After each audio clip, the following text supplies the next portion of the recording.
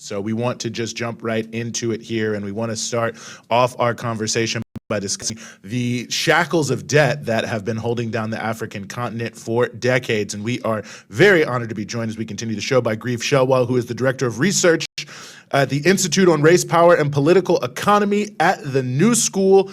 Grieve, thank you so much for being with us here on the show. Eugene and Rania, thanks for having me. It's an honor and a pleasure. Well, the pleasure is really all ours. And, recently you worked on a fantastic dossier, I have to say, from the Tricontinental Institute for Social Research about exactly this issue of African debt. And I was hoping to start, you could maybe just sort of set the frame for us a little bit, because one of the things I thought was most interesting in the report is, whether we're talking about the rise of the IMF debt regimes in the mid-1970s or the rise of the huge explosion of private debt in the early part of this century, it seems like this is not just sort of a neutral reality that was set forward, but that the debt mechanisms are designed to institutionalize a certain global power structure. So I was hoping you could just talk a little bit about that. You're right, Eugene. I think debt as a mechanism of control, I think, is the way you've put it.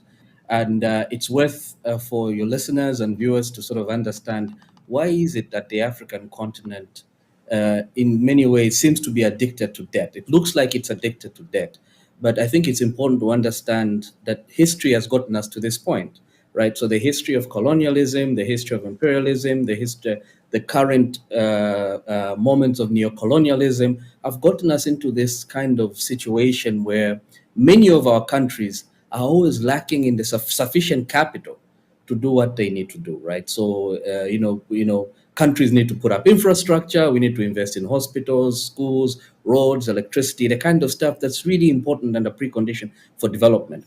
But we do not have sufficient capital internally. Why is it that we don't have sufficient capital internally? Because a lot of our capital is spirited away to the West, right? So we then find ourselves in this kind of situation where we are capital deficient. And because we're capital deficient, we then have to borrow. Not unlike the situation of like a low wage worker who is exploited and extracted, and they have no choice but to go to a payday lender, as is the case in the US, right? So this is similar to the African situation. And because of that, we go through these cycles of debt. And that debt, like you were saying, Eugene, is used as a mechanism of control. It's a mechanism of subordination and all those kinds of things. And it's interesting, this is happening right now where you see this new sort of cycle of IMF going around the world, advising countries in the global south, whether in Latin America or the Middle East or Africa or Asia, to institute even more austerity measures in a time when a lot of countries are suffering from the aftermath of COVID, for one. I mean, COVID destroyed a lot of economies. In ways that the global south had a much more difficult time bouncing back from, if it hasn't really done that, actually. And then moreover, we have this war in Ukraine that has, led to shortages of certain items. I know, I live in Lebanon, for example, and the country's cash strapped because of its own economic crisis, on top of the fact that oil, fertilizer, prices of all of these raw commodities, shot up.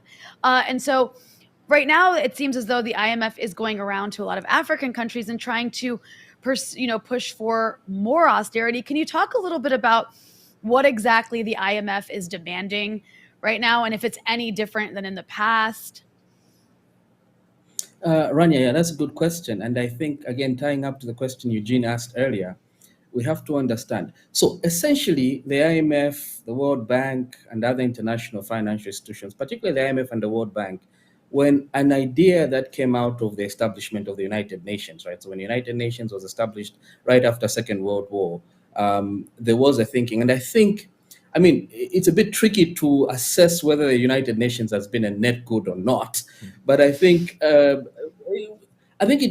a while, the UN did play quite an important role. I think, for example, the movement to politically decolonize many countries in Africa, for example, that idea was given quite some credence by the UN. Anyway, so the World Bank and the IMF came out of this settlement after Second World War. And the idea itself was a good idea. The idea was essentially to say, look, we are always going to have crisis of one form or the other. And as brothers and sisters, we need to look out for each other. So we're going to establish two organizations, the World Bank to finance long-term development, and then the IMF to sort out short-term financial crises like the one that Lebanon is going through, or the one that many countries in the global south are going through. So a great idea on paper.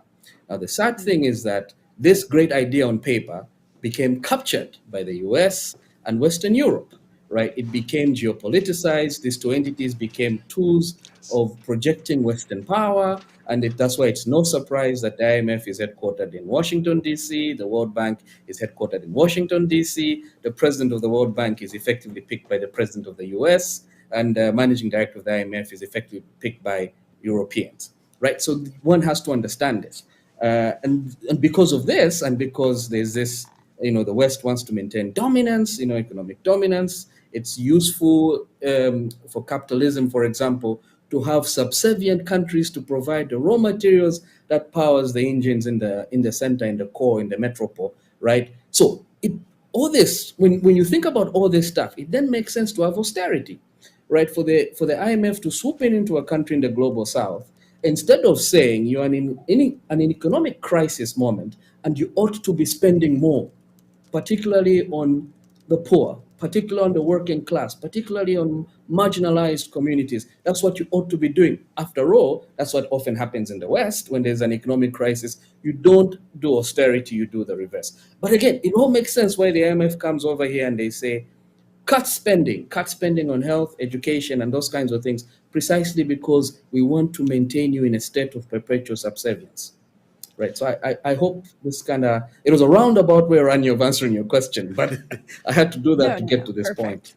Yes. No, there's so many layers to it, and obviously there's so much obfuscation of it. And I'm sure you've seen this. The Kiel Institute in Germany has just released their new database on African debt, and there's a range of things that it reveals. But one of the things I thought was interesting is they examined the rates of interest of the various types of loans, and of course the private loans were significantly higher than almost everything else coming from the bond market and so on and so forth. And they were noting that some of the African countries have become so trapped in these debt cycles that they're taking out lower interest loans to pay off the higher interest loans, and it's just an unbelievable cycle, so that almost nothing is really being paid towards the actual needs of the country to some degree. It just now becomes, as you said, like a payday lender sort of reality. So I was hoping you could talk a little bit about that aspect of how the various different types of lenders are who is out there. The IMF, there's China we hear a lot about, there's private loans, but how those things sort of interact as well.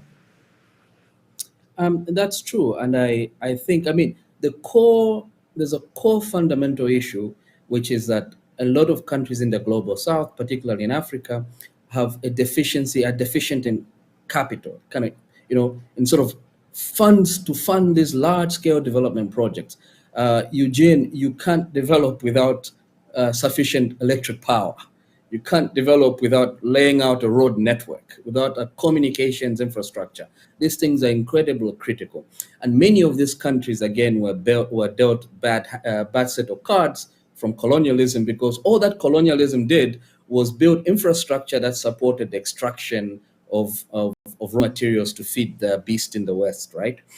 So a lot of these countries are going to play catch up, right? And they're desperate for capital.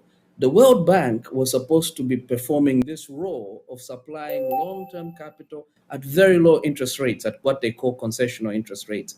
But the World Bank, for geopolitical reasons, like I just illustrated a short while ago, a tool of Western power, doesn't want to do that, because if the World Bank does its job properly, then a lot of these countries in the global south will be self-sustaining, they'll stand on their own, and then nobody can push them around.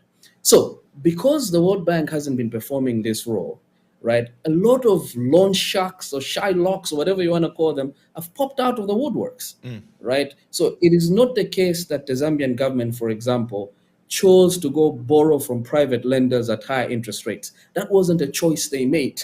They were forced into doing that precisely because of the reasons that I've just given.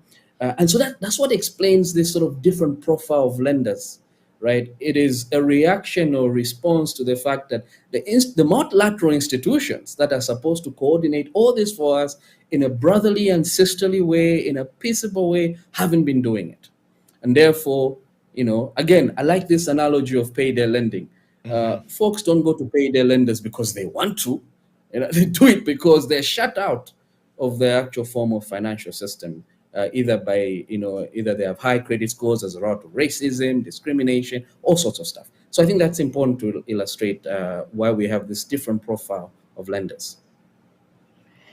I also, I wanted to ask, because the argument's always made in the general consensus in the mainstream, really around the world, is that in order for these countries to do better economically and to deal with all this debt, they have to take out not only more loans, but they have to, again, institute all these austerity measures that keep them from, developing properly. And so one of the things that I think is important is to talk about there are actual alternative ways to deal with these sorts of things if these countries were allowed to, and if it wasn't up to the US and the Europeans and these financial institutions like the IMF that they control. So can you talk about some of those alternatives? Yeah, you're right. And I think so the issues, the fundamental issue is this deficiency of capital, right? So how are we going to get hold of this capital? How do we get this capital that we really need to power our own development? The first thing, for example, is transnational corporations or multinational, the big companies that operate across many borders, most of whom are headquartered. I can't even think of any exception, but many of them are headquartered in the West, make it incredibly difficult to be able to collect tax revenues. I mean, they just make it incredibly difficult, right? So what some countries in the global South are trying to do is to get together and figure out, is there a way we can work together to make sure that we can begin to tax these multinationals that extract lots of profit from our countries, and then they put it away in tax havens, right?